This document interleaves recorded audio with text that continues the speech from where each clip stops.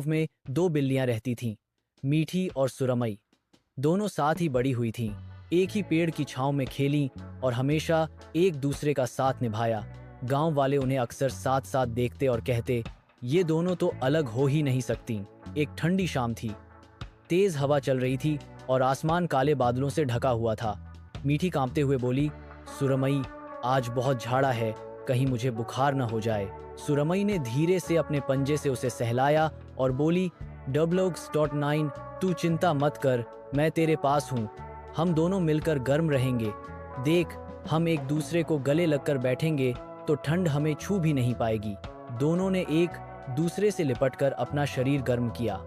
उस पल दोनों को एहसास हुआ कि दुनिया चाहे कितनी भी कठोर क्यों न हो, अगर कोई अपना साथ हो तो सब आसान लगता है। कुछ देर बाद बारिश शुरू हो गई। बूंदों की आवाज सुनते सुनते मीठी बोली, सुरमई, अगर कभी तू मुझसे दूर चली गई तो मैं क्या करूंगी? सुरमई की आंखें भर आईं। उसने मीठी की तरफ देखा और कहा, मैं कभी तुझे अकेला नहीं छोड़ूंगी। जब तक मैं सांस लूंगी तेरे साथ रहूंगी, और अगर एक दिन जाना भी पड़ा तो मेरी यादें हमेशा तेरे दिल में रहेंगी। मीठी की आंखों से आंसू बह निकले। उसने फुसफुसाकर कहा, तेरे बिना मैं अधूरी हूँ सुरमई। दोनों उस रात बरसात की आवाज के बीच एक दूसरे से लिपटी रहीं। बाहर की ठंडी हवाओं से ज्यादा गर्माहट उन्हें अपने रिश्ते से मिल रही थी।